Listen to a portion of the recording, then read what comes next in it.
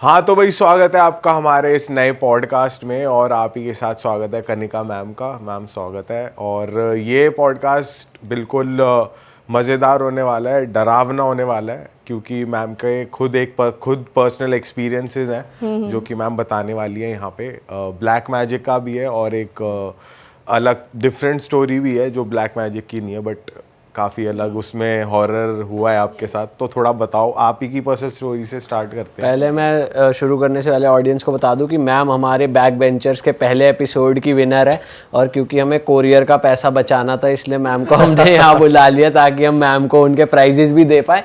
और as promised हमने उस पॉडकास्ट में भी बोला था कि अगर आप मैम को जिताओगे तो हम मैम के साथ एक डेडिकेटेड पॉडकास्ट करेंगे क्योंकि इनके पास पर्सनल कुछ बहुत बढ़िया स्टोरीज थी।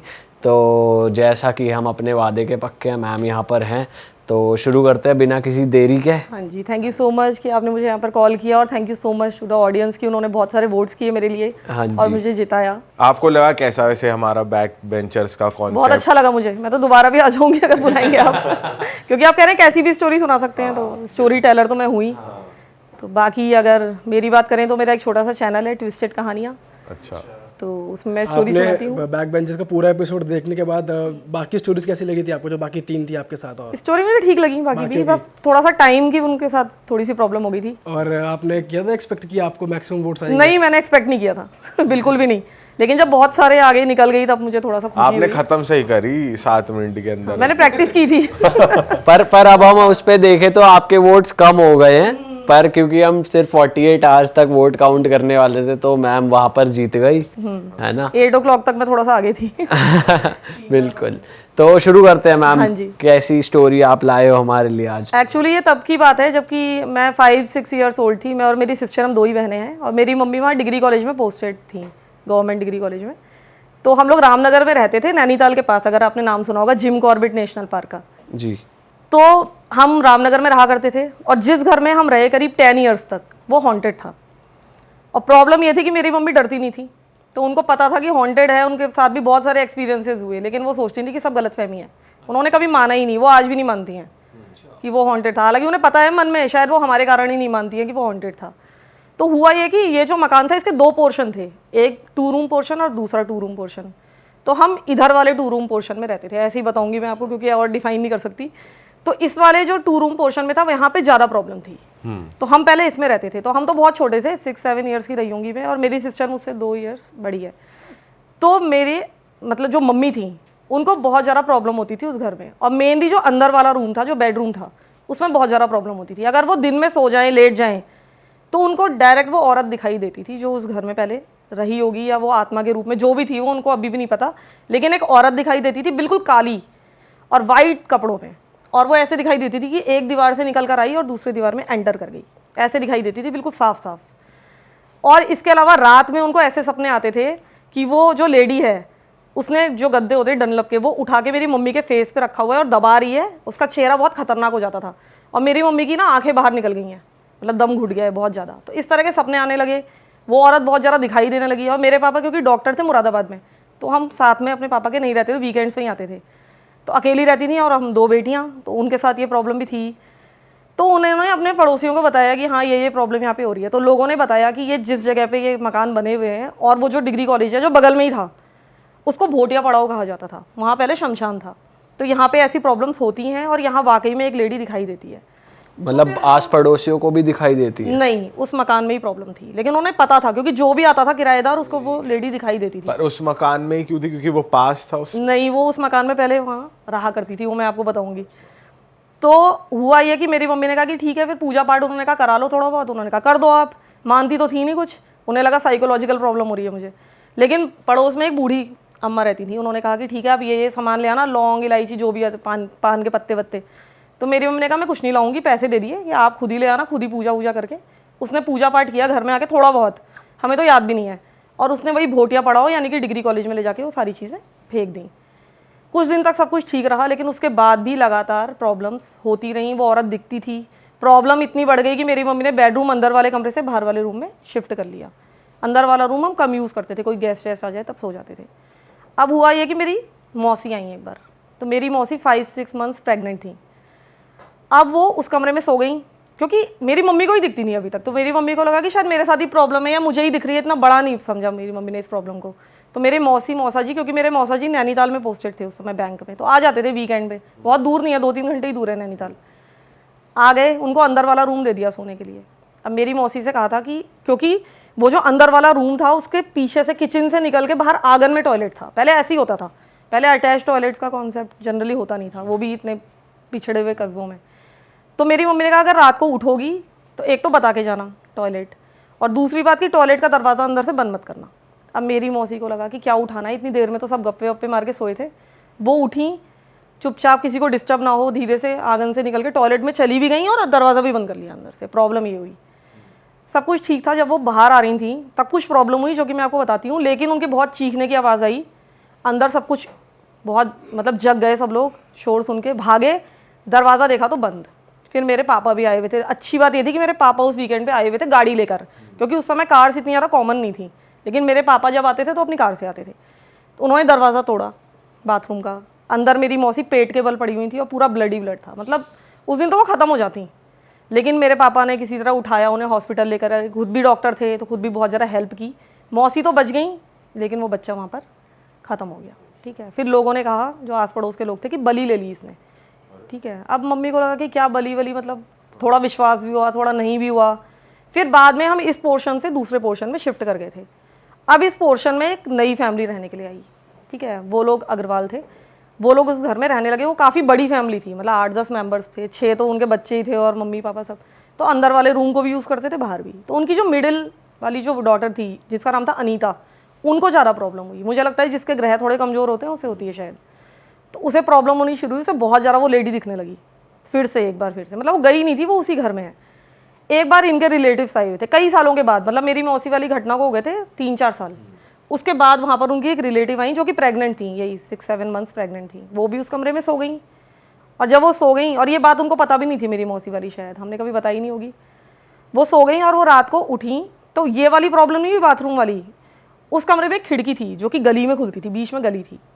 उनकी नज़र ना उस खिड़की पे गई अचानक से ही, तो उन्होंने देखा उस खिड़की पे एक बच्चा खड़ा हुआ है, मतलब होगा 8-10 साल का, और पूरा सिर से पैर तक खून से तर है, एकदम वाइट जैसे होती है डेड बॉडी वैसा चेहरा, और पूरा ना ब्लड टपक रहा था उसकी शरीर से पूरा नीचे तक।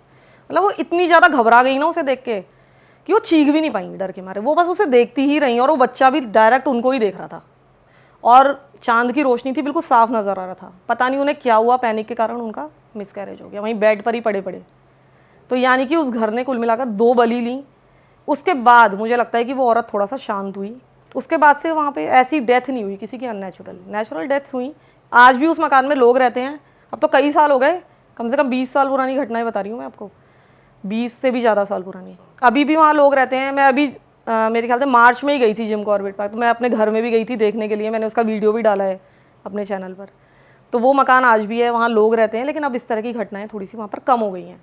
तो फिर जब मैंने इस बार गई थी तो पता किया था, तो मेरी कुछ फ्रेंड्स ने जब पता करके मुझे बताया, तो उन्होंने कहा कि वहाँ पर इस मकान के बनने से पहले एक झोपड़ी थी, झोपड़ी बना के रहते थे यहाँ लोग। तो इस झोपड़ी में एक टेलर रहा करता था, टेलर अपनी वाइफ के साथ, और उसका काम भी अच्छा चलता था, गाँव के हिसाब से उसको अच्छा खासा बिजनेस मिल जाता था। तो जब ये लोग आए हमारे मकान मालिक, इन्होंने कहा अब हम यहाँ पर मकान बनाएंगे, तुम अपनी झोपड़ी हटाओ। अब दिक्कत ये हुई कि वो लड़ने लग गया टेलर कि नहीं मैं नहीं हटा सकता, मैं तो यहीं रहूँगा। तो जब बहुत ज़्यादा लड़ाई बढ़ी तो एक बार वो 2-4 आदमियों को लेकर आया मकान मालिक, और उसने इनका सामान उठाकर बाहर फेंक दिया कि इनकी झोपड़ी तोड़ ताड़ के ना भगा दो यहाँ से। तो वो अपना सामान बचाने के लिए आई उसकी वाइफ ना, तो उसको धक्का दे दिया उन लोगों ने, तो वो पेट के बल गिर गई। वो प्रेग्नेंट थी और उसको हॉस्पिटल ले गए, तो बाद में पता चला कि एक बच्चा नहीं 2 बच्चे थे उसके पेट में, ट्विंस थे। वो भी मर गए, वो लेडी भी मर गई थी। फिर उसका पति वहाँ से चला गया था, उसका क्या हुआ कुछ नहीं पता है, लेकिन ऐसा बोलते हैं कि उसी लेडी की आत्मा थी उस घर में। तो इसी मतलब घर में बहुत सारे और भी एक्सपीरियंसेस हुए। जब हम इस वाले पोर्शन में आ गए थे ना, दूसरे वाले, वहाँ पर भी बहुत प्रॉब्लम थी। मतलब रात भर ना ईंटें सरकने की आवाज़ें आती थी घर से पूरी रात। और जैसे दीवारें थी वहाँ की, तो अगर आप कंचा गिराते हैं तो पहले एक बार गिरता है टप, फिर टक टक टक टक करके रुकता है ना, ऐसी आवाज़ें दीवारों के अंदर से आती थी। और शायद हमें इतनी आदत पड़ चुकी थी ना कि हमें कुछ नहीं लगता था। डर तो लगता था हमें कि क्या हो रहा है दीवारों के अंदर, लेकिन इतना ज़्यादा हम पैनिक नहीं होते थे, हमें ना आदत पड़ गई थी। मुझे लगता है हॉन्टेड हाउस में रहने की भी आदत पड़ जाती है। अब तो शायद मैं नहीं रह सकती, लेकिन उस समय हम रहे 10 ईयर्स तक। और मेरी मम्मी ने घर नहीं बदला क्योंकि कॉलेज बिल्कुल बगल में था, सिर्फ इसलिए वो वहाँ सेट हो गई थी। उन्होंने कहा कौन इतना सारा सामान शिफ्ट करेगा, ठीक है। और इसके अलावा जब मैं छोटी थी तो मेरी एक फेवरेट स्कर्ट थी, मैं होंगी 12-13 ईयर्स की, डेनिम की स्कर्ट थी, तो वो ना फट गई थी, मतलब बहुत बुरी तरीके से फट गई थी, उधड़ी नहीं थी, पूरी फट गई थी, तार तार हो ये जाती इसी है। स्टोरी का पार्ट है या? हाँ, इसी घर में हुआ ये। तो मैंने वो, मुझे बहुत पसंद थी, लेकिन वो फट गई, कुछ नहीं कर सकते थे, सिल भी नहीं सकते थे, तो मैंने उसको उठा के कपड़ों की अलमारी में पीछे की तरफ डाल दिया। 1-2 महीने बाद मैं ऐसी अलमारी साफ़ कर रही होंगी, कुछ निकाल रही होंगी, मुझे वो स्कर्ट मिली, मैंने निकाली तो वो इंटैक्ट थी, वो बिल्कुल कहीं से फटी हुई नहीं थी। और मैं इतनी छोटी थी, उसके बाद भी मतलब मेरे को बहुत ज़्यादा डर लगा, क्योंकि बहुत ज़्यादा अननेचुरल चीज़ थी। मैंने उस स्कर्ट को फिर कभी नहीं पहना, लेकिन वो कई सालों तक हमारे घर में रही और बिल्कुल ठीक, और ना वो किसी ने सिली थी, वो ज्यों की त्यों थी। तो इस तरह की घटनाएं उस घर में हमारी बहुत हुई। इसके अलावा उस घर के पास ना ऊपर जो रोड्स होती हैं, एक्चुअली ना वो खाई जैसी जगह पे बना होता है, जैसे अगर आप रामनगर गए होंगे तो वहाँ पे ऊंची सड़कें भी होती हैं पहाड़ों में। तो उस सड़क से एक बार एक स्कूल की बस जा रही थी ट्रिप पर, स्कूल के बच्चे थे उसमें, तो वो गिर गई थी खाई में, तो बहुत सारे बच्चे वहाँ मर गए थे। तो उस घर में और उसके आसपास के घरों में भी उन बच्चों की आवाज़ें आती थी रात को 2-3 बजे, और वो आवाज़ें मैंने खुद सुनी है। ऐसा बहुत कम हुआ कि मैं रात को 2-3 बजे जागी होंगी, क्योंकि हमारी नींद अच्छी थी। चीखने जैसे बहुत दूर से ना कुछ बच्चे चिल्ला रहे हों, जोर जोर से, मतलब मिक्स आवाज़ें आती थी, बहुत ही हल्की आती थी, सिर्फ आप रात को ही सुन सकते हैं उन्हें। 2-3 बार मैंने वो आवाज़ें भी सुनी, तब मुझे यकीन हुआ कि हाँ। और सिर्फ हमारे घर में नहीं, बहुत सारे घरों में आती थी, मतलब वो कॉमन चीज़ थी वहाँ कि यहाँ पर उस बस के बच्चों के चिल्लाने की आवाज़ आती है। अच्छा, मुझे एक चीज़ पूछनी है आपसे, जैसे आपकी मदर ने आपकी मौसी को कहा था कि तू वॉशरूम जाए तो बता के जाना और कुंडी मत लगाना, तो आपकी मदर के साथ भी कुछ हुआ था ऐसा कि नहीं, वो मेरी कुंडी लगाने से प्रॉब्लम हो जाती है, ऐसा कुछ? नहीं, जब प्रेग्नेंट लेडीज़ होती है ना अक्सर, तो उनको मना ही किया जाता है कि कुछ भी प्रॉब्लम हो गई तो तुम कुंडी मत लगाओ। मतलब मैंने अभी तक भी देखा है कि लोग मना करते हैं कि बता के चले जाओ, कुंडी मत लगाओ। अभी भी हमारी मम्मी हमें बोलती है कि मत लगाओ कुंडी, ये वाली बात थी बस। और बता के जाओ, क्योंकि इतनी दूर चल के तुम जाओगी, और उनका ना पहले भी एक मिसकैरेज पहले हो चुका था, तो ये बच्चा उनके लिए बहुत ज़्यादा प्रीशियस था, तो वो बहुत ज़्यादा लोग सतर्क थे कि अब कुछ ना हो जाए। तो इसमें वैसे आप जब तक रहे थे तो किसी को ऐसे नहीं बुलाया कि उपाय हो जाए या कोई हवन हो जाए? मेरी मम्मी ने कुछ किया ही नहीं ना, हो सकता है उस फैमिली ने बाद में किया हो, उसका हमें नहीं पता, क्योंकि तब तक हमारा फिर ट्रांसफ़र हो गया था कुछ सालों के बाद। लेकिन मेरे जब तक हम रहे 10 सालों तक कुछ नहीं किया किसी ने। आपके साथ पर्सनली कुछ ऐसा हावी नहीं हुआ आप पे और हम आपकी पे तो नहीं सिस्टर हुआ, पे? नहीं, हमारे तो ग्रह बहुत मजबूत हैं। अच्छा। तो ऐसा कुछ हावी नहीं हुआ। और आज भी मतलब मैंने देखा बहुत कुछ है अपनी ज़िंदगी में, तो इसीलिए मतलब मैंने चैनल भी बनाया, मुझे इंटरेस्ट है इन चीज़ों में। तो आपकी मॉम को अगर दिख रहा था तो उनके चेक करवाया था कि उनके ग्रह थोड़े उनके हैं ग्रह ऐसे? हमसे तो कमजोर ही हैं। अच्छा। क्योंकि मैं मूल ग्रह की हूँ, ऐसे कहते हैं मूल, और मेरी बहन भी थोड़ी सी मंगली है, तो ये ग्रह मजबूत माने जाते हैं, इनको जल्दी से कुछ होता नहीं है। मेरी मम्मी के ग्रह थोड़े से नॉर्मल थे, लेकिन उन पे भी कुछ भी हावी नहीं हुआ, क्योंकि मुझे लगता है यकीन करने पर भी होता है शायद। हाँ, ये तो है। लोग यकीन नहीं करते, शायद उनके साथ कम होता है। वहाँ ध्यान ही नहीं जाता ना फिर आप। लेकिन उन्होंने एक चीज़ उस घर में शुरू की थी, वो थी हनुमान चालीसा पढ़ के ही सोती थी पूरी, और इसी कारण हमें भी पूरी हनुमान चालीसा याद हुई। एक लाइन वो बोलती थी, एक हम। और रात को जब हम सोने के लिए लेट जाते थे लाइट वाइट बंद करके, तब होता था ये नहीं कि मंदिर में पूजा, ऐसा नहीं था, कभी भी नहीं रहा उनका। आर्य समाजी हैं हम लोग बेसिकली। अच्छा। लेकिन वो हनुमान चालीसा तब से पढ़ने लगी थी, शायद इसी कारण से मुझे लगता है कि उन पे कम हावी हुआ, क्योंकि ये प्रैक्टिस थी जो अभी तक चल रही है उनकी, अभी भी करती हैं सोने से पहले। अच्छा, जो आपका चैनल है उस पे आपको लोग भेजते हैं, आप वो नरेट करते हो या अपने ही एक्सपीरियंसेस बताते नहीं, लोग भी भेजते हैं मुझे, बेसिकली तो मेरा क्राइम स्टोरीज ज़्यादा सुनाती हूँ मैं। हो? अच्छा, तो आपके पास मैंने सुना ब्लैक मैजिक की भी एक बहुत स्कैरी स्टोरी आई थी। मैं 2 हैं मेरे पास। चाहता हूँ कि आप वो सुनाओ। वो मेरी हमारी अपनी है, audience को। मेरी अच्छा, अपनी फैमिली की है वो। अच्छा, तो आप बताओ क्या हुआ एक तो मेरी फ्रेंड के बगल में ही, मैं एक्चुअली कोटद्वार में भी रहे हैं हम लोग, मेरी मम्मी कोटद्वार में ही पोस्टेड रही हैं। कोटद्वार का नाम शायद आपने सुना होगा, नहीं सुना होगा, सुना है? अच्छा, तो कोटद्वार में मेरी मम्मी रही हैं, वहाँ के डिग्री कॉलेज में ही पोस्टेड थी। हम रामनगर से ट्रांसफ़र होकर कोटद्वार ही आए थे। तो वहाँ पर मेरी एक फ्रेंड है, उनके पड़ोस वाले घर की ये घटना है। तो इनके पड़ोस में एक लड़की थी, उसकी मम्मी और एक और बहन, उसकी शादी हुई थी कोटद्वार के पास के ही किसी शहर में, छोटे से टाउन में, क्योंकि कोटद्वार भी अपने आप में एक टाउन ही है। तो जब उसकी शादी हुई और कुछ समय के बाद वो वापस आ गई अपने घर, तो फिर बाद में पता चला कि आखिर हुआ क्या था। एक्चुअली उस लड़की की शादी जिस लड़के से हुई थी वो फ़ौज में था, फ़ौज में ही बोलते हैं वहाँ, मतलब आर्मी में था, आर्मी में किसी छोटी मोटी पोस्ट पे था। तो इनकी अरेंज मैरिज हुई, सब कुछ बहुत बढ़िया, इनका कोई अफेयर नहीं था, ना लड़की का ना लड़के का, पहले से कोई अफेयर नहीं था, सब कुछ बहुत बढ़िया था, कोई दान नहीं दहेज नहीं, मतलब बढ़िया शादी हुई। ये जो लड़का था जो आर्मी में था वो अकेला है अपने माँ बाप का, उसकी ना कोई भाई है ना कोई बहन है, माँ बाप भी साथ में ही रहते थे।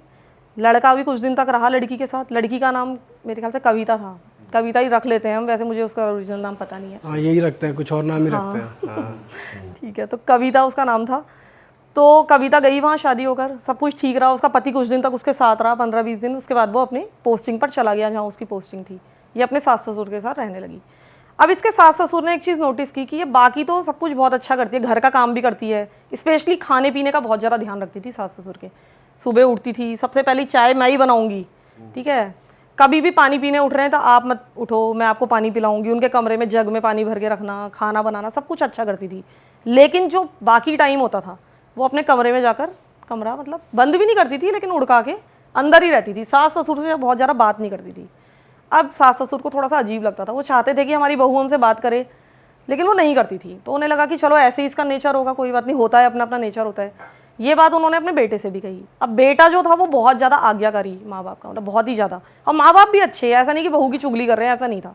वो बस बताते थे कि हमें थोड़ा सा वियर्ड लगता है कि मतलब हमसे बात नहीं करती ज़्यादा बहू, अपने मन की बात शेयर नहीं करती, खुश है नहीं खुश है हमें पता नहीं चलता। तो बेटे ने कहा नहीं नहीं ऐसा कुछ नहीं है, ठीक है, अभी नई नई शादी हुई है, ठीक हो जाएगी, अभी अजीब सा लगता होगा। तो ये हुआ, ये सब चलता रहा। बेटा क्या करता था, उसकी सैलरी आती थी, 2-3 हज़ार अपनी वाइफ को भेजता था, बाकी अपने पेरेंट्स को, स्पेशली अपने पापा को, कि आप इन्वेस्ट कर देना, मतलब पूरा सारा पैसा माँ बाप को ही देता था। और माँ बाप भी अच्छी जगह इन्वेस्ट करते थे। अब ये जो बहू थी, इसने कुछ दिनों के बाद, करीब 5-6 महीने के बाद शादी के, कहा कि मैं जॉब करना चाहती हूँ, मैं जॉब कर लूँ। उन्होंने कहा ठीक है कर लो। हालांकि वो छोटा सा टाउन था, बहुत बड़ा टाउन नहीं था, तो बहुत ऐसी जॉब अपॉर्चुनिटीज़ नहीं थी, लेकिन एक ऑफिस उसने ज्वाइन कर लिया, छोटी मोटी नौकरी 10-12 हज़ार की। उन्होंने कहा चलो ठीक है आप कर लो। ससुर ने कहा कि मैं जाऊँगा आपको छोड़ने के लिए रोज़, और लेने भी मैं आऊँगा। तो उसने बहुत मना किया कविता ने कि नहीं नहीं मैं खुद चली जाऊँगी, आप परेशान मत होइए। ससुर ने कहा कि नहीं नहीं मैं ही जाऊँगा छोड़ने, मैं ही लेने आऊँगा, और हमारे यहाँ ऐसे अच्छा नहीं मानते ज़्यादा, छोटा शहर है, लोग बातें बनाएंगे, कहाँ जाती है। चलो ठीक है, वो उसको छोड़ने जाते थे ऑफिस में, शाम को लेने भी जाते थे, करीब 2-3 बजे उसकी छुट्टी हो जाती थी। जब वो जॉब कर रही थी उस समय भी वो खाना पूरा बना के जाती थी, दिन का खाना भी बना के जाती थी, रख के जाती थी, शाम का तो बनाती ही थी आकर। मतलब खाने की जिम्मेदारी उसने ले रखी थी। भले ही सास और काम भी करती थी, बर्तन झाड़ू पोछा सब में हेल्प करती थी, लेकिन ये खाने में हाथ नहीं लगाने देती थी कि मैं ही बनाऊंगी, और खाना अच्छा भी बनाती थी। इसके अलावा इसके घर से भी बहुत खाना बन के आता रहता था। उसकी मम्मी लोकल ही थी, थोड़ा सा मतलब पास ही है उनका। तो कभी वो केक भेज रही हैं, कभी वो पालक पनीर भेज रही हैं, मतलब कभी भी कोई भी आ रहा है तो उसके हाथों कुछ ना कुछ बना के भेज रही हैं। और ये जो टाउन है, मतलब मुश्किल से मुझे लगता है कि 10 to 15 मिनट्स लगेंगे अगर आप स्कूटी से या ऑटो से जाओगे। दूर नहीं है, बिल्कुल बगल ही है, 8-10 किलोमीटर। ठीक है, तो ये सब चल रहा था। अब इसने धीरे धीरे अपने ससुर से कहा कि तो आप ना मुझे लेने मत आया करो, आप मुझे छोड़ दो, मुझे प्रॉब्लम होती है क्योंकि कई बार ओवर टाइम करना पड़ता है, कभी मैं अपनी सहेलियों के साथ शॉपिंग करने जाना चाहती हूँ, आपके कारण मैं बंद गई, आप मुझे छोड़ने चले जाओ, मुझे लेने मत आओ। तो ससुर ने कहा चलो ठीक है, बात तो इसकी ठीक है, ये बंद जाती होगी मेरे चक्कर में। उसने कहा कि ठीक है मैं नहीं आऊँगा। बात ख़त्म हो गई, वो जाने लगी। धीरे धीरे जो है 5-6 महीने और बीत गए। इधर सास कभी बहू के कमरे में झाड़ू वाड़ू भी लगाने जाती थी, तो सब कुछ ठीक दिखता था, ऐसा कुछ प्रॉब्लम नहीं थी, बहू कुछ नहीं कर रही थी। इसी बीच इनका बेटा भी आया छुट्टी में। तो बेटे ने अपनी माँ से कहा कि मुझे ना अपनी बीवी का व्यवहार थोड़ा सा अजीब सा लगता है। एक तो ये बहुत ज़्यादा बात नहीं करती है, मेरा पूरा ध्यान रखती है, सब कुछ है, खाना वाना भी बिल्कुल अपने हाथ से बना के स्पेशल खिला रही है मुझे। मायके से भी बहुत ज़्यादा आने लगता था जब वो आता था, लेकिन अपनी अलमारी बंद करके रखती है। और मैंने कहा कि मुझे अपने कपड़े रखने हैं, तो इसने कहा कि आप बक्से के ऊपर रख लो, और अपनी अलमारी नहीं खोलती कभी भी। तो माँ ने समझाया कि अरे अभी नई है और हो सकता है उसके गहने वहने रखे होंगे अलमारी में, तो रहने देना, कोई बात नहीं, इतने क्या बुरा मान रहा है, होती हैं लेडीज़ की बहुत सारी चीज़ें, नहीं उसको पसंद आता होगा, कोई बात नहीं। तो उसका बेटा भी छुट्टी चला गया, कोई बात नहीं। इसके बाद क्या हुआ कि एक दिन इसके ससुर जी बहू को छोड़ने के लिए ऑफिस गए उसके, और ऑफिस जाने के बाद वो सब्जी वब्जी लेने सब्जी मंडी चले जाते थे, सब्जी मंडी चले गए। तब तक उन्हें याद आया कि बहू के पास जो एक्स्ट्रा चाबी है आज मुझे चाहिए, क्योंकि उनको कहीं और जाना था शाम को, और उनकी वाइफ को कहीं भजन कीर्तन के लिए जाना था, तो दोनों चाबी चाहिए थी दोनों को। तो बहू के पास गए, उन्होंने कहा कि तुम ना अंदर जाने के लिए कि बोलना था कि तुम मुझे चाबी दे दो। उसके ऑफिस पहुँचे, अंदर गए, उनसे कहा कि कविता को बुला दीजिए। उन्होंने कहा कौन कविता, यहाँ कोई कविता काम नहीं करती है, 2-3 ही लेडीज़ वहाँ काम करती थी टोटल। अरे मैं, मेरी बहू है, मैं तो रोज़ छोड़ने आता हूँ, हो सकता है आप किसी और नाम से जानते होंगे। उसने फ़ोटो दिखाई कि देखो ये है, कि नहीं नहीं यहाँ कोई ये काम नहीं करती है। ससुर को विश्वास ही ना हो, वो अंदर गए। अंदर जाने के बाद उन्होंने देखा कि वाकई में कोई नहीं था, छोटा सा तो ऑफिस था वो, ऐसा भी नहीं था कि दिखे ना। वो बाहर आए, उनको बहुत ऑड लगा। उन्होंने कहा चलो ठीक है, वो अपने घर आ गए। घर आने के बाद उन्होंने अपनी वाइफ को बताया। इधर जो इनकी वाइफ थी वो बहुत ज़्यादा बीमार रहने लग गई थी, मतलब इतनी ज़्यादा बीमार कि मतलब बेड रिडन ही हो गई थी एक तरह से। धीरे धीरे उसकी हेल्थ गिरती जा रही थी। सारे टेस्ट करा लिए, सारे डॉक्टर्स को दिखा लिया, खाना इंप्रूव कर लिया, विटामिन्स दे दिए, सब कुछ कर दिया, कुछ भी इम्प्रूवमेंट नहीं था। मतलब वो एक तरह से बहू पर ही डिपेंड हो गई थी, बहुत ज़्यादा कमज़ोर थी, बहुत ज़्यादा। अब इन्होंने जाके अपनी वाइफ को बताया कि ऐसा ऐसा हुआ और ये तो जाती ही नहीं है ऑफिस, पता नहीं कहाँ जाती है। तो इनकी सास ने कहा कि अच्छा ठीक है, मैं बेटे से बात करती हूँ। बेटे को फ़ोन मिलाया तो बेटे को बताई सारी बात। तो बेटा बोला कि अच्छा आप ना उससे कुछ कहना मत, आप ना कल जाके देखो कि जाती कहाँ है, हो सकता है इसका कुछ अफेयर चल रहा हो, कुछ होगा चक्कर। तो इन्होंने बहू से कुछ नहीं कहा उस दिन। अगले दिन ससुर छोड़ने गए बहू को और पास में चाय की टपड़ी जैसी थी, वहाँ पे जाके बैठ गए, वहाँ से नज़र रखने लगे। तो देखा वो बहू विद इन मतलब 10 मिनट्स बाहर निकली, उसने ऑटो रोका और चल दी कहीं। तो ये बहू के पीछे पीछे गए, तो अपने मायके जा रही थी वो। तो इनको ये तो पता चल गया ये जाती तो अपने मायके है, कहीं नहीं जाती है, लेकिन फिर भी इन्होंने अपने बेटे को बताया कि ऐसा ऐसा है। तो बेटे ने कहा कि ठीक है मैं आता हूँ, मैं पूछता हूँ कि इतने समय से झूठ क्यों बोल रही थी, इतना बड़ा झूठ, मैं छुट्टी लेके आता हूँ, वैसे भी छुट्टी आने वाला था, वो 1-2 दिन पहले आ जाता हूँ। उसने कहा कि कुछ मत बताना उसे, मेरे को आने दो, ठीक है। तो उन्होंने कहा ठीक है। ये घर आए, इन्होंने अपनी वाइफ को बताया कि भाई ये तो वहाँ जाती है, पता नहीं क्या करती है। तो इनकी सास ने कहा कि ये अपनी हमेशा अलमारी भी बंद करके रखती है, इसकी अलमारी देखते हैं, अलमारी में क्या छुपा रखा है इसने। हो सकता है इनके बेटे ने भी इनको ये सजेस्ट किया था कि हो सकता है कुछ अफेयर चल रहा हो, कुछ लव लेटर्स हो, कुछ तो मिलेगा, कुछ तो सबूत मिलेंगे, ये तो बाद में सारे गायब कर देगी, आप ऐसा करो कि इसकी अलमारी चेक करो। ये घर आए तो अलमारी लॉक थी बहू की, ढूंढा तो गद्दे के नीचे से चाबी मिल गई। बिल्कुल रियल स्टोरी है ये, वो लड़की आज भी है। तो इन्होंने वो अलमारी खोली, तो अलमारी खोल के तो मतलब उनके होश ही उड़ गए बिल्कुल। अलमारी के अंदर उनकी बेटे की फ़ोटो रखी हुई थी, दिया जल रहा था, आटे का दिया बना के जला रखा था, सिंदूर पुता हुआ था, एक तेल की कटोरी थी, उसमें उनके बेटे की पासपोर्ट साइज़ फ़ोटो रखी हुई थी, पता नहीं क्या क्या तिल विल, पता नहीं जो होता है ना काला जादू का सामान टाइप का, ऐसा लगा उन्हें, वो सब दिखा। तो सास को तो बिल्कुल चक्कर आ गया देख के, क्या कर रही है ये। और उधर कहीं भी ऊपर वाले उसमें कपड़े वपड़े कुछ नहीं थे, बस वो जल रही थी। उन्होंने अपने बेटे को बताया कि ये है, तो बेटे ने कहा बंद कर दो और चाबी जाए वहाँ रख दो और कुछ मत कहना उससे, मैं आ रहा हूँ। अब बेटा तुरंत कि मैं फ़्लाइट पकड़ूंगा, रात की सुबह ही आ जाऊँगा, ठीक है। उसने फ़्लाइट बुक कराई, सुबह अर्ली मॉर्निंग की फ़्लाइट लेके वो आ गया। जब आया तो बहू अपने कमरे में सो रही थी, सीधे घुसा वो कमरे में 5-6 बजे। उसने कहा कि भाई क्या चल रहा है, ये अलमारी खोल अपनी पहले। अब बहू तो नींद में वैसी घबरा गई बहुत ज़्यादा, वो आनाकानी करने लगी। उसने उठाया गद्दा, उसे बता दिया था माँ बाप ने कि वहाँ चाबी है, सीधे खोला ताला, अभी भी जल रहा था दिया, मतलब जलता ही रहता था। उसने कहा क्या है ये बदतमीजी, क्या है, क्या कर रही हो तुम। अब वो तो लड़की तो बिल्कुल चौंक गई कि क्या, मतलब क्या जवाब दे, कुछ जवाब नहीं दे पाई। उसने कहा अच्छा दिखा अपना फ़ोन, दिखा तेरा चल गया रहा है। उसने फ़ोन लिया, फ़ोन में देखा तो लड़की, उसकी माँ और उसकी बहन का व्हाट्सएप ग्रुप बना हुआ था। और बातें क्या चल रही थी कि माँ जो तुमने केक भेजा था ना, वो मैंने इनको खिला दिया है, मैंने मिला दिया इनके खाने में। और आपको शायद विश्वास नहीं होगा, शायद आपने ऐसी बात कभी नहीं सुनी होगी, क्योंकि मैंने तो नहीं सुनी थी, कि वो अपने सास ससुर के खाने में क्या क्या मिलाती थी। वो सुबह उठ के अपने अंडरगारमेंट धोती थी, उसका पानी से वो चाय बनाती थी, उसी पानी से वो खाना बनाती थी। मतलब ये माना जाता है कि वशीकरण के लिए अपनी चीज़ों को मतलब डालना पड़ता है खाने में। यूरिन मिलाती थी, पीरियड्स का ब्लड मिलाती थी, बोलने में भी अजीब सा लग रहा है मुझे, खाने में मिलाती थी। मतलब भयंकर वाला काला जादू चल रहा था, और वो चल रहा था कानपुर से। पक्का है कि यही मिलाती थी। उसके व्हाट्सएप चैट में निकला कि अरे मुझे अभी हुए नहीं है ना, जब होंगे तो फिर तब करूँगी, आज मैंने उनके खाने में ये मिला दिया, आज मैंने उनके खाने में वो मिला दिया। बोली अरे तू यूरिन मिलाना तो नहीं भूली, वो लिख रहे हैं वहाँ से, कह रही है हाँ मैंने मिला दी है। मतलब सास की तो ऐसी तबीयत ख़राब हुई, सास ससुर दोनों की एक्चुअली बहुत ज़्यादा, उनको तो बिल्कुल नर्वस ब्रेकडाउन हो गया सुन के ही, इतनी घिन आई उन्हें, उनको तो हॉस्पिटल में एडमिट करना पड़ा। मतलब ये स्थिति मतलब वो शॉक में चले गए, वो शॉक में ही चले गए, सदमे में ही चले गए, बहुत ज़्यादा। और ब्लैक मैजिक की वजह से भी उनकी तबीयत डाउन हो रही थी। हाँ वो तो ब्लैक मैजिक इसी के थ्रू कर रही थी, खाने में पता नहीं क्या क्या मिला रही थी वो, और इसके अलावा अपने पति को वश में करना चाह रही थी। तो बाद में ये पता चला कि ये उसका तंत्र मंत्र कानपुर से चल रहा था, उसकी माँ भी ये सब कुछ करती थी, और माँ ने जो उसकी बड़ी बेटी थी, उनका घर ऑलरेडी तोड़ लिया था, मतलब ससुराल से उसका नाता ख़त्म। उसका जो पति था वो इन्हीं के घर में पड़ा रहता था, मतलब मायके में, वो पूरी तरह से इनके वश में था। इधर जो इसका पति था वो इसको वश में करना चाह रही थी अपने, कि बस मेरे ही कंट्रोल में हो जाए, पहले सास मर जाए फिर ससुर मर जाए। ससुर पे शायद इसलिए असर नहीं हुआ जो कहा जाता है, इतना ज़्यादा नहीं हुआ, क्योंकि ससुर बहुत ज़्यादा पूजा पाठ करते थे, 1-1 डेढ़ घंटा ना वो पूजा पाठ ही करते रहते थे। कई बार लेडीज़ को या जेंट्स को ऐसा लगता है कि अगर उनका स्पाउस कर रहा है पूजा तो हमें क्या ज़रूरत है, होता है ना कि घर में वो दिया जला तो रहा है, कोई बात नहीं, घर में तो जल गया तो हमें क्या ज़रूरत है पूजा करने की। तो सास नहीं थी पूजा पाठ वाली, ससुर थे। ससुर सुबह भी 1-1.5 घंटा पूजा पाठ, शाम को भी, शायद इस कारण से उन पर असर नहीं था। सास नहीं करती थी तो जल्दी असर हो रहा था।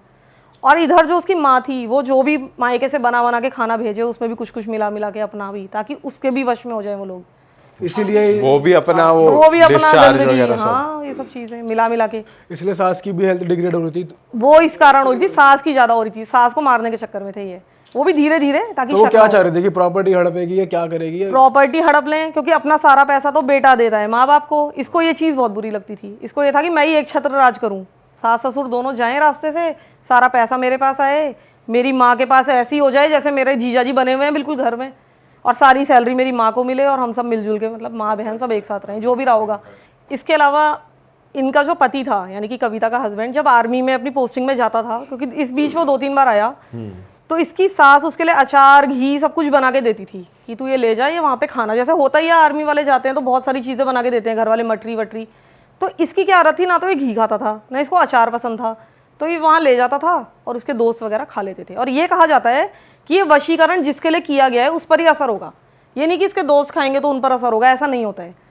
तो इस कारण से इसके पति पर अभी तक कोई वशीकरण का असर नहीं दिख रहा था इन लोगों को। ये लोग बहुत परेशान थे कि इसको ऐसा क्या खिलाएं, क्योंकि वो रहता नहीं था। ये अच्छी बात थी। जो इनके जीजा जी थे वो तो बैंक में थे, रोज खा रहे थे वो वशीकरण वाला खाना, तो वो बहुत जल्दी वशीकरण में आ गए थे। इसका पति क्योंकि आर्मी में था तो वो खिला नहीं पाई उसको कुछ ज़्यादा, ये है इस और कारण। इसके बाद क्या बात बनी, जैसे मान लो इनको मालूम पड़ गया, अब इनको मालूम पड़ गया तो अच्छी बात ये थी कि इन्होंने इसको मारा पीटा नहीं, उन्होंने इसको घर से भगा दिया कि जा भाई अब डिवोर्स वगैरह हम डिवोर्स देंगे अब हाँ तो नहीं, फिर डिवोर्स का केस डाला। ये तो 6-7 साल पुरानी बात हो गई। उसके पति ने डिवोर्स का केस डाला, सब लोगों ने गवाही दी जितने भी थे, लेकिन आपको पता ही है कि महिलाओं के अधिकार कितने ज़्यादा हैं। उसने कहा कि मुझे वापस बुला लो, मतलब बहुत रिक्वेस्ट की कि मैं अब ऐसा नहीं करूँगी, मम्मी ने सबने कि वापस रख लो इसको, अब कुछ नहीं करेगी। उनका तो विश्वास, क्योंकि इतना गंदा था ना ये तो चीज़ ही ऐसी है कि ना करूंगी तो बोलने से जस्टिफाई हो ही नहीं सकता, ये तो इरिवर्सिबल है, तुमने चीज़ ही ऐसी कर दी है। इरिवर्सिबल था, सही बात है।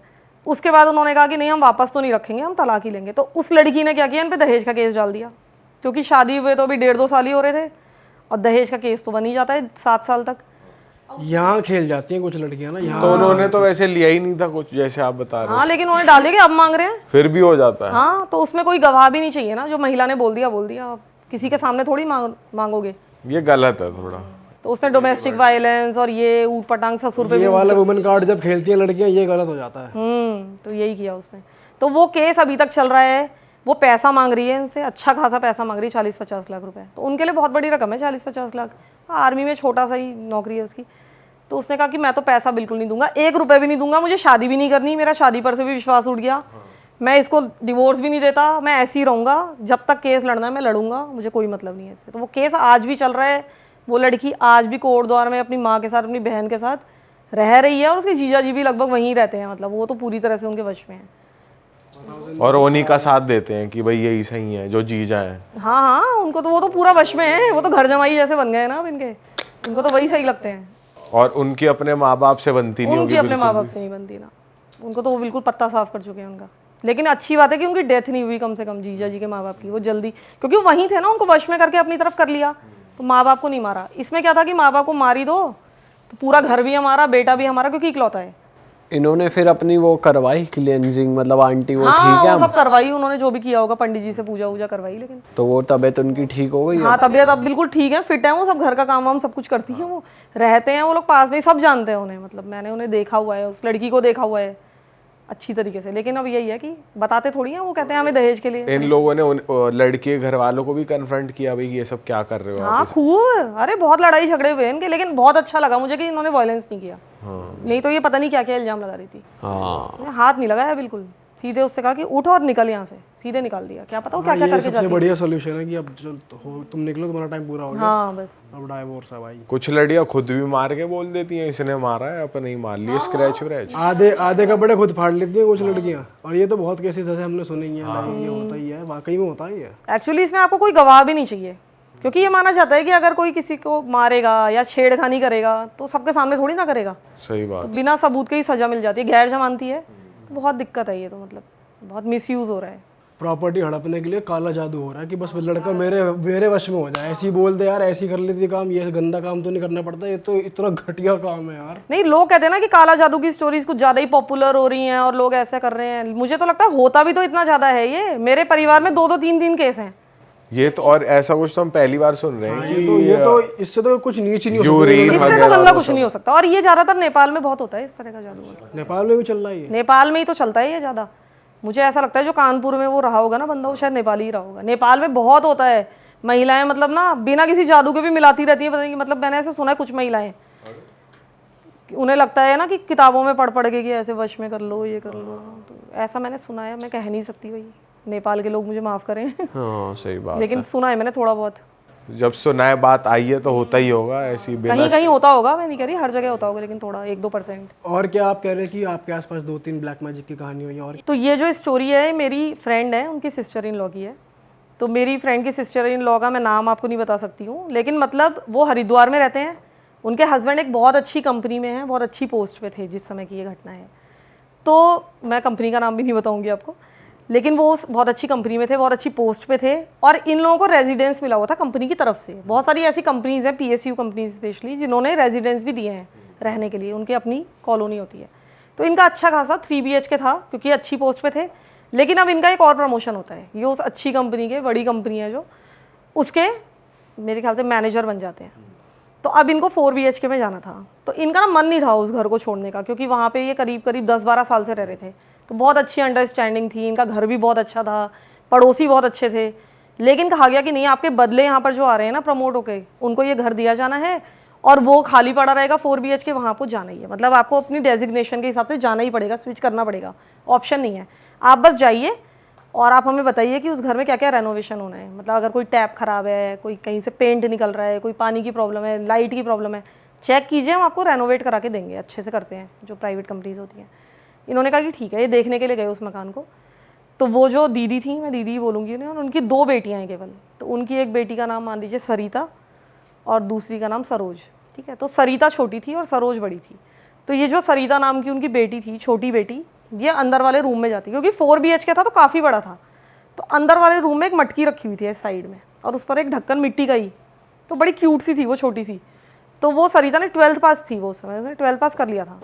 तो वो मटकी उठाकर लाती है, अपनी मम्मी को दिखाती है कि देखो मम्मी कितनी अच्छी सी मटकी है, इसमें हम ना पौधा लगाएंगे। तो उसमें मम्मी कहती है अरे कुछ भी उठा लेती है, क्या पता है इसमें क्या कीड़ा मकोड़ा हो, कुछ हो। बहुत पढ़ी लिखी फैमिली है, कुछ नहीं मानते वो जादू टोना, ठीक है।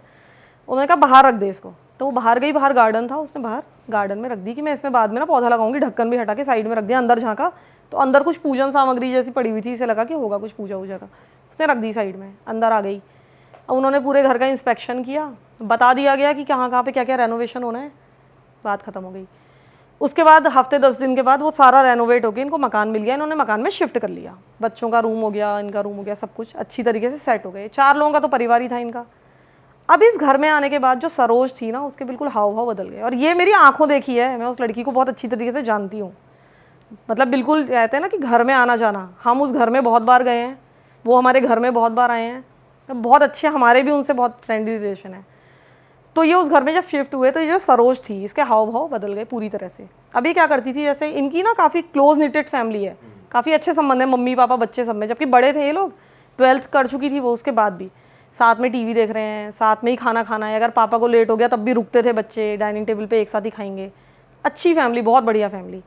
अब ये क्या करती थी, टीवी देख रहे हैं, उठ के वॉशरूम चली जाती थी, वॉशरूम का दरवाज़ा अंदर से बंद, आधे आधे घंटे तक निकल ही नहीं रही है। डाइनिंग टेबल पे खाना खा रहे हैं, टीवी देख रहे हैं, कभी भी उठ जाएगी, कभी भी चली जाएगी वॉशरूम में, वॉशरूम अंदर से बंद कर लेगी। कभी नहाने चली गई तो 1-1 घंटे तक निकलती ही नहीं थी जब तक वो ना बोलें। वो लोग परेशान हो गए कि क्या हो गया इसको।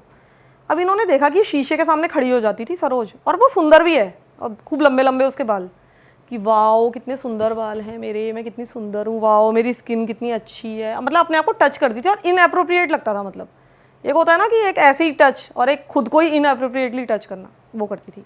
इनको बहुत भद्दा लगता था, मतलब वो चीज़ कि क्या कर रही है ये। और बस शीशे में देखती रहेगी, अपने आप से बातें करने लगेगी कि मैं कितनी सुंदर हूँ, वाओ वाओ मैं कितनी अच्छी लग रही हूँ, ड्रेस कितनी अच्छी लग रही है। उसकी मम्मी ने बिठा के समझाया कि तू ऐसा मत कर, ये अच्छा नहीं लगता है, क्या करती रहती है तू। ठीक है कोई बात नहीं, नहीं करती थी कुछ दिन, फिर वही छुप छुप के करती थी, कोई बात नहीं। अब इनको उसे मेडिकल की पढ़ाई के लिए कोटा भेजना था, कोटा लेके गए इसको। तब तक इतना कुछ भी सीरियस नहीं था, बस ये सब चल रहा था इसका। कोटा ले गए, कोटा में बढ़िया सा हॉस्टल लिया। हॉस्टल में ये था कि आप हफ्ता 10 दिन अपनी बेटी के साथ रह सकते हो, उसको सेट कर जाओ। ये उसके साथ रहने लगी। कोटा में जाकर भी उसकी यही प्रॉब्लम चलती रही, वो शीशे के सामने खड़े होना, इनएप्रोप्रिएटली टच करना अपने आप को। वॉशरूम में जाती थी, अब वहाँ पे 4-5 ही वॉशरूम बने होते हैं लाइन से, आपको पता ही होगा, और सभी लड़कियों को यूज़ करने हैं। लड़कियां परेशान कि क्या है ये, तो 1 घंटे तक बंद हो जाती है अंदर, और वहीं पे कॉमन जहाँ पे शीशे लगे थे उनके सामने खड़ी होकर बातें कर, परेशान हो गई लड़कियां कि क्या है ये। उसकी मम्मी ने समझाया कि भाई पढ़ने आई है, पढ़ ले, क्या कर रही है, ये सब अच्छा नहीं लगता है, तुझे मेडिकल की पढ़ाई करनी है, आगे डॉक्टर बनना है, समझा समझा के चले गए।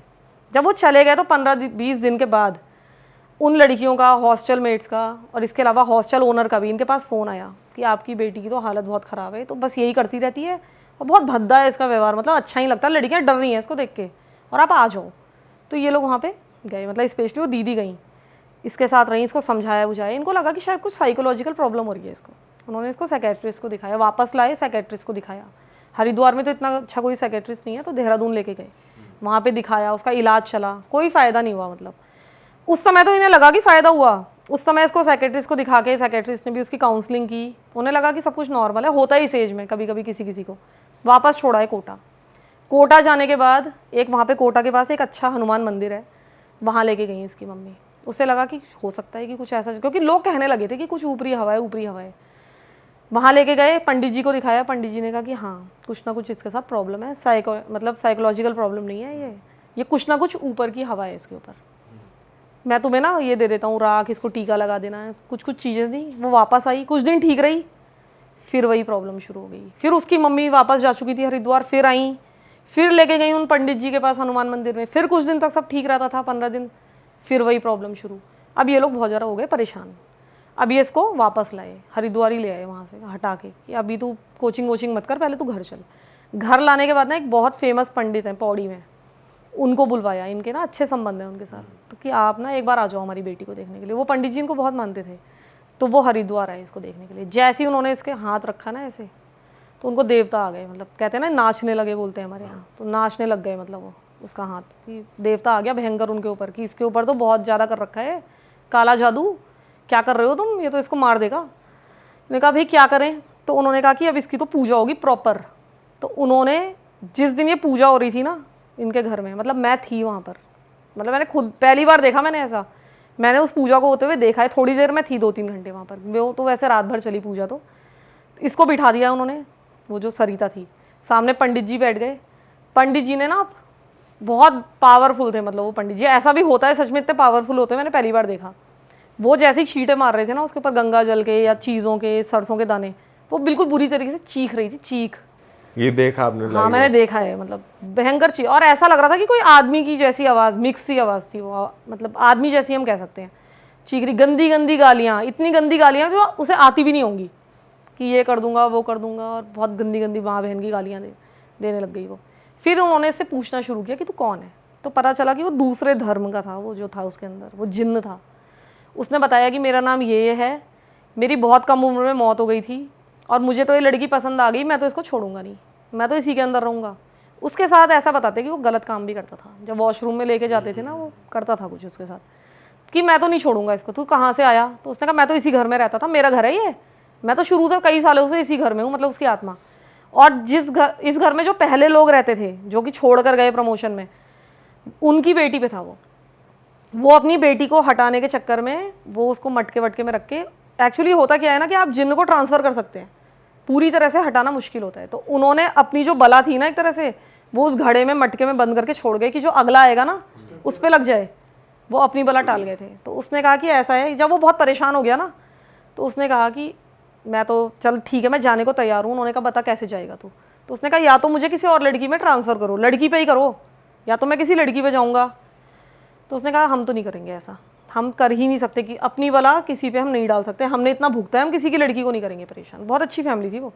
उसने कहा ठीक है, तो तुम ना मुझे ऐसा कर दो, मैं भी परेशान हो गया हूँ बार बार ये सब सहते सहते, तो तुम मुझे मटके में बंद करके ना नदी के नीचे गाड़ दो, और ऐसा गाड़ दो कि वो मटका कभी निकले ना, नदी के मिट्टी के नीचे गाड़ दो, और उसके ऊपर रख दो पत्थर, तो फिर मैं नहीं आऊँगा।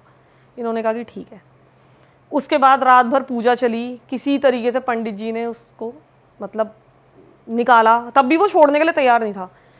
उसके बाद पंडित जी ने कहा कि अच्छा बता करना क्या है, तू कैसे निकलेगा, तू क्यों नहीं निकल रहा है, हम तेरे को उसमें डालेंगे। तो उसने कहा कि अच्छा तुम ऐसा करो कि इस लड़की को आज रात के लिए मुझसे बचा लो बस, अगर आज रात तुमने इस लड़की को बचा लिया मुझसे, तो फिर मैं हमेशा के लिए चला जाऊंगा। ये सारी बात जिन बोल रहा है हाँ, उस लड़की के मुंह से। हाँ आप सुन रहे हो? हाँ सब सुन रहे हैं। उसकी और बहुत वो भारी मतलब आवाज, बहुत क्लियर बता रहा है या थोड़ा क्लियर ऐसे बता रहा डिजी है। डिजी हो? ना ना बिल्कुल क्लियर, बिल्कुल चिल्ला चिल्ला के, जितनी लाउड मैं बोल रही हूँ ना उतना ही लाउड बोल रहे हैं। आज रात इसको अगर तुम बचा लोगे ना फिर मैं चला जाऊंगा, लेकिन आज रात इस लड़की को मुझसे बस बचा लो, इसको अकेला मत छोड़ना, खुद ही कह रहा है। तो उसके बाद इन्होंने, अगर वो वॉशरूम भी जा रही थी तो उसकी मम्मी अंदर तक उसके साथ जा रही थी, उसके बिल्कुल 1 मिनट के लिए भी अकेला नहीं छोड़ा उस लड़की को। सुबह होते होते किसी तरीके से पंडित जी ने पता नहीं क्या क्या करके, मैं तो जा चुकी थी, लेकिन उसके बाद उस सुना कि उसे मटके में बंद किया, पूरा आटे से मटके को सील किया, कपड़ा वपड़ा बांधा बिल्कुल खुले ना। फिर नदी है पास में, वहाँ नदी में, हमारे यहाँ तो गंगा ही बहती है, तो उसके साइड से किनारे से पूरा उसको दबा दिया, उसके ऊपर बहुत पत्थर रख दिया ताकि दिखे ना वो मटका कि इसके अंदर कुछ दबा हुआ है, ऐसे दबा दिया उसको। फिर वो लड़की बाद में धीरे, वो लड़की तो बिल्कुल पस्त हो चुकी थी, उसको तो सही होते हुए भी 1 महीना लगा, बिल्कुल कमज़ोरी, ऐसा कहते हैं बहुत कमज़ोरी आ जाती है, बिल्कुल पीली पड़ गई थी। लेकिन वो लड़की ठीक भी हुई, उसने मेडिकल की पढ़ाई भी की, आज वो डेंटिस्ट है, अच्छी खासी जॉब कर रही है, और अब उसकी शादी भी होने वाली है। सब कुछ मतलब फ़िलहाल अब सही है। अब सही है। 6-7 साल हो गए इस घटना को भी, अब सब कुछ बिल्कुल ठीक है। अब हो सकता है वो जिन्न कभी निकला हो, किसी पे आया हो, वो हमें कुछ नहीं पता, लेकिन फिलहाल वो लोग ठीक है। उसी मकान में रहते हैं वो आज भी, बाप रे। उसी कंपनी के मकान में रहते हैं, वहाँ कुछ नहीं हुआ। तो ऐसे ऐसे जादू हो रहे हैं हमारे घर में, देख रहे हैं हम, तो हम कैसे कह दें कि पॉडकास्ट में लोग झूठ बोल रहे हैं, सच बोल रहे हैं। लाइव देख रहे हो, पूरी प्रक्रिया देख रहे हो लाइव, तो वो तो अच्छा हुआ पावरफुल पंडित जी मिल गए, वरना तो और नहीं, वहाँ पंडित भी बहुत पावरफुल है, उत्तराखंड में होता भी बहुत है, लेकिन वहाँ लोग भी ऐसे हैं ना, देवता आना ये चीज़ें मतलब वाकई में होती हैं। पहले तो मैं खुद नहीं मानती थी, लेकिन अब मैं मानती हूँ। मतलब जो ढोल पालकी आपने देखा है ना, अपने आप नाचते हैं, वाकई में अपने उनको आप वैसे नाचते हैं। देवताओं की प्रोटेक्शन होती है, इसलिए उन पे ज्यादा होता भी नहीं है सब ब्लैक हाँ, होता भी नहीं है वैसे ज़्यादा। जो लोग बहुत मानते भी है ना, मैंने देखा उन पे भी नहीं होता है। हाँ। लेकिन ये फैमिली ऐसी थी ना, पढ़ी लिखी वाली, तो ये मानते भी मतलब इतना ज़्यादा नहीं थे, इतना ज़्यादा पूजा पाठ नहीं करते। जो मानते हैं वो पहले भी ध्यान रखते हैं थोड़ा सा। वही तो, हाँ। ये घटना भी हुई है। इस तरह की घटनाएं तो मैंने बहुत देखी हैं, बहुत ज़्यादा। आपके और कुछ भी है इंटरेस्टिंग आपके पास? हाँ, एक हमारी रामनगर में ही घटना हुई थी, जो कि मतलब मेरे साथ और मेरी मम्मी के सामने की घटना है। वो मतलब मैंने खुद देखी है, तब मैं मेरे ख्याल से 10th में थी, तो वो भी आंखों देखी घटना है, वो भी सुना दूँ मैं आपको? हाँ, क्या हुआ था बताओ ना। हाँ, तो मेरी मम्मी उस समय जो है, मैंने जैसे कि आपको पहले बताया पहली स्टोरी में, कि डिग्री कॉलेज में लेक्चरर थी वहाँ रामनगर में, तो उनके पास NSS का चार्ज भी था। तो उनके साथ में करीब 10 कैंप्स मैंने खुद अटेंड किए हैं, बच्चे से लेकर बड़े तक। मैं उनके साथ ही जाती थी, क्योंकि मेरी बहन उस समय तक रीवा चली गई थी, हमारा ननिहाल है वहाँ पढ़ने के लिए MP में, तो वो वहाँ थी, तो मैं और मेरी मम्मी अकेले रहते थे। तो उस समय मैं 9th-10th में थी जबकि ये घटना है, तो मैं मम्मी के साथ कैंप में गई थी। अब तो ऐसा होता है, मुझे ऐसा लगता है कि जितने भी कैंप्स हैं ना, चाहे कोटद्वार, चाहे रामनगर, चाहे किसी भी शहर में, वो डिग्री कॉलेज में ही लगते हैं। लेकिन रामनगर में उस समय ऐसा होता था कि जो कैंप थे वो डाक बंगलों में लगते थे। जो डाक बंगले होते हैं, आपने नाम सुना होगा, बहुत भूतिया जगह भी होती है डाक बंगले। तो जंगल के बीच में हम गेस्ट हाउस कह सकते हैं, और बहुत बड़े बड़े गेस्ट हाउस अंग्रेजों के ज़माने के। ये अबैंडन्ड है, होते हैं ना अबैंडन्ड भी सारे? नहीं होते थे, वहाँ एक चौकीदार रहता था, जैसे कोई कैंप लगना है या कोई ऑफिसर आना है तब उसको साफ कर दिया जाता था, लेकिन काफ़ी बड़े बड़े होते हैं वो, तो वहाँ लगते थे कैंप। जब ये घटना हो गई ना, उसके बाद से तो कभी नहीं लगे, फिर उसके बाद तो वहाँ डिग्री कॉलेज में ही लगने लगा था कैंप। तो हुआ ये कि हम उस कैंप में गए थे, तो उस कैंप में 2-3 तो बड़े बड़े उस डाक बंगले में कमरे होते हैं जिसमें लड़कियों को रुका दिया जाता है, और 2-3 छोटे कमरे होते हैं जिसमें टीचर्स रहते हैं। तो मैं अपनी मम्मी के साथ छोटे कमरे में रहती थी। तो होता क्या है कि कैंप्स में कि अगर 100 लड़कियां हैं तो 10-10 लड़कियों के 10 ग्रुप बना दिए जाते हैं। तो कोई लकड़ी लेने जा रहा है, कोई सफाई कर रहा है, कोई खाना बना रहा है, अलग अलग काम दे दिए जाते हैं। NSS में यही होता है ना, 10 दिन का कैंप होता है। तो मैं उन लड़कियों के ग्रुप के साथ थी उस दिन, जो कि उस दिन झाड़ी काट रहे थे, क्योंकि मेरे को ना वो दीदी बहुत अच्छी लगती थी, वो स्मार्ट दीदी थी, अच्छी अच्छी बातें करती थी, मुझे उनके साथ अच्छा लगता था। तो उन दीदी का नाम तो मुझे अच्छे से याद नहीं है, पूजा रख लेते हैं हम। तो पूजा दीदी थी और उनका ग्रुप था, मुझे अच्छी लगती थी वो। तो वो लोग डाक बंगले के पास ही झाड़ियाँ काट रहे थे, और मैं 9th-10th में थी, तो इतनी छोटी भी नहीं थी, तो मैं उनके साथ गप्पे मारी थी बैठ के। तब तक मैंने देखा कि वो जो पूजा दीदी थी, जो पेड़ के नीचे थी और सफाई कर रही थी, अचानक से ही वो चीखी बहुत ज़ोर से, और जैसी वो चीखी हमने सबने उनकी ओर देखा, तो उनकी ना बैक पिन लगी हुई थी बालों में, उनके काफ़ी मोटे बाल थे। तो बैक पिन मैंने अपने आप निकल के उड़ के गिरते हुए देखी अपनी आंखों के सामने, अपने आप खुल के गिर गई, और उनके बाल ना पूरे बिखर गए मुंह पे, और वो वहाँ गिर गई और बेहोश हो गई। अब उनको ऑब्वियसली सब लोग भागे उनकी तरफ, और वहाँ पे ना जब कैंप लगता है तो 2-3 ना सीनियर लड़कों को भी ले जाते हैं, क्योंकि जो भारी काम होते हैं वो तो लड़के ही करेंगे ना। तो लड़के आ गए, आसपास कुछ झोपड़पट्टी भी थी, जो चौकीदार और लोग भी रहते हैं, वो लोग भी सब आ गए। तो वो खाट लेकर आया कि इसको उठाएंगे और अंदर लेके जाएंगे लड़की को, खाट पे लिटा के। भाई वो लड़की तो उठ ही नहीं रही थी, उसमें 10-15 लोगों का जैसे वजन होता है ना, उतनी वजनी हो गई वो लड़की, उठने को ही तैयार नहीं। बहुत सारे लोग आए, 20-25 लोगों ने तो मिलके उसको किसी तरह उठा के खाट पे रखा और 20-25 लोग उठा के अंदर लाए, मतलब उठने को ही तैयार नहीं। हो जाता है ऐसा, बोलते हैं कि जब कोई ना ऐसी चीज़ आ जाती है अंदर, वो तो गाँव वाले समझ गए कि भारी हो गई है तो भूत प्रेत का चक्कर है। उन्होंने कहा कि भाई ये तो ये चक्कर है। मेरी मम्मी को बुलाया गया, उस समय मोबाइल वगैरह नहीं होते थे, ठीक है, तो बुलाया जहाँ भी थी वो साइड पे, सारे टीचर्स आ गए। इन्होंने कहा कि पंडित जी को बुलाओ, इसके अंदर तो भूत प्रेत है। और मेरी मम्मी तो आपको पता ही, जैसे मैंने बताया, मानती नहीं कि ना ना ये तो नहीं है, इसको घर भेजो भाई, ये तो दूसरे की लड़की की जिम्मेदारी है, मिर्गी विर्गी का दौरा वौरा पड़ गया होगा। कि नहीं मैडम आप समझ नहीं रहे हो, इतनी भारी हो गई लड़की, पंडित जी को बुलाओ। इधर वो जो लड़की थी उस पर जब पानी वानी डाला वहाँ ले जाके, तो वो ऐसे ऐसे हिलने लग गई, जैसे होता है ना, बिल्कुल पता नहीं क्या क्या बड़बड़ा रही थी मन ही मन में, मुँह ही मुँह के अंदर। ठीक है, उसको बिठा दिया, पंडित जी को बुलाया, पास में ही रहते थे, पंडित जी आ गए। उन्होंने कहा भाई इस पर तो छल है, छल भी बोलते हैं वहाँ। फिर एक लेडी को भी बुलाया, वो तांत्रिक टाइप की थी, उस लेडी को बुलाया, विडो थी वो, अपना सब सामग्री लेके आई। और मेरी मम्मी कह रही भाई क्या कर रहे हो, दूसरे की लड़की की जिम्मेदारी है, इसको घर भेजो, इसके घर वालों को बुलाओ, इसको लेके जाएंगे, मैं नहीं करा सकती पूजा पाठ, कुछ भी हो गया तो।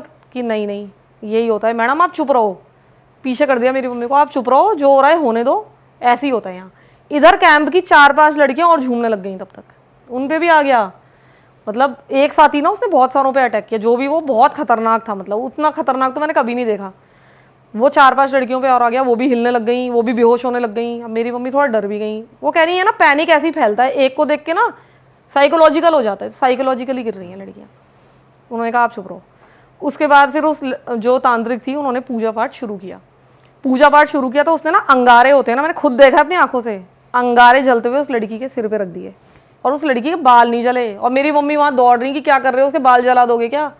उनका पीछे रहो आप, होने दो जो हो रहा है। उसके बाल नहीं जले, उसके हाथ में रख दिया, उसका हाथ नहीं जला। मैंने पहली बार देखा ऐसा, इतना खतरनाक मैंने कभी नहीं देखा कि बाल ही नहीं जल रहे, हाथ ही नहीं जल रहा, उसके ऊपर अंगारे फेंक रही है, कुछ नहीं। उसके बाद उसने कहा, वो जो लड़की थी वो गंदी गंदी गालियाँ, मुझे लगता है गालियाँ देने का तो बहुत होता है प्रेत में, बहुत ही ज़्यादा ही गंदी, कि कौन है यहाँ की इंचार्ज, कौन है इंचार्ज को बुलाओ, यहाँ पे कौन इंचार्ज है, नहीं तो मैं इन सारी लड़कियों को पकड़ूंगा एक एक करके। तो मेरी मम्मी तो जाने के लिए भी तैयार नहीं कि मैं नहीं जा रही। तो उन्होंने कहा नहीं आपको जाना पड़ेगा और आप हाथ जोड़ के जाना वहाँ। कि हम क्यों जोड़े हाथ, हमने क्या किया ऐसा? कि नहीं नहीं आप हाथ जोड़ के जाओ। फिर मेरी मम्मी को भेजा। अब मेरी मम्मी वहाँ पर गई, हाथ जोड़ के बैठी कि भाई क्या चाहिए। उनसे कहा था कि आप पूछना कि आपको क्या चाहिए, क्यों कर रहे हो आप ऐसा। तो मेरी मम्मी ने कहा कि हाँ भाई आपको क्या चाहिए, तू अकेली खाएगी, तू सब कुछ अकेली खाएगी, अकेली करेगी, हमको कुछ नहीं देगी तू। खूब गालियाँ, मेरी मम्मी को भी खूब गालियाँ पड़ी, लेकिन उनसे कहा था कि आप हाथ जोड़े रखना, क्योंकि मतलब ये है। अब मेरी मम्मी थोड़ा डर गई थी क्योंकि और लड़कियाँ भी गिरने लग गई थी वहाँ। अकेली खाएगी क्या तू, और खूब गंदी गंदी माँ बहन की मेरी मम्मी को भी गालियाँ देने लग गया कि अच्छा आप बताओ तो आप क्या चाहते हो, क्या चाहते हो। नहीं नहीं तू बता, तू क्या चाहती है, अकेली खाएगी क्या, अकेली करेगी क्या, ऐसे करती। ऐसा क्यों कह रहा है वो, अकेली हाँ, तो अब पता चलेगा ना क्यों कर रहा है। एक्चुअली मेरी मम्मी को फिर उसने बताया कि जब तुम लोग यहाँ पे आए, जब तू यहाँ पे आई, ऐसे बोल रहा था ना गंदे से, जब तू यहाँ पे आई तूने चूल्हे की पूजा की, किसी ने जो है मेरे पेड़ में जिसमें मैं रहता हूँ उसकी पूजा की।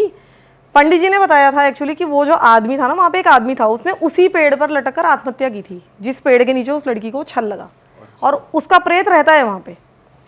और क्योंकि मेरी मम्मी या और भी टीचर्स ये सारी चीज़ें मानते नहीं थे, चूल्हे की पूजा वगैरह, जबकि करनी चाहिए। जब भी कभी शादी वादी के लिए भी जब चूल्हा लगता है ना, तो पहले पूजा की जाती है, कायदे से करनी चाहिए।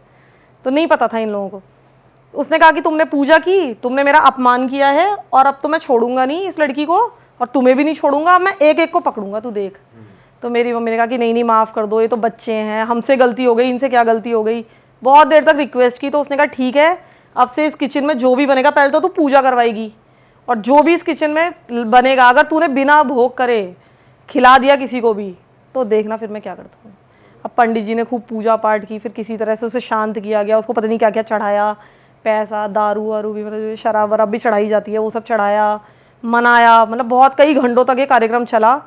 तब किसी तरीके से उस लड़की को छोड़ा। वो लड़की बिल्कुल कमज़ोर हो चुकी थी, बिल्कुल अचेत हो गई थी, लेकिन उसने छोड़ा उसका शरीर। और जितनी लड़कियां थी बाकी, तबीयत तो रही उनकी ख़राब, वो लेट ही रहीं, उनको मतलब खाना पानी वहीं पे पहुंचाया गया, लेकिन कम से कम उनका शरीर छोड़ा उसने।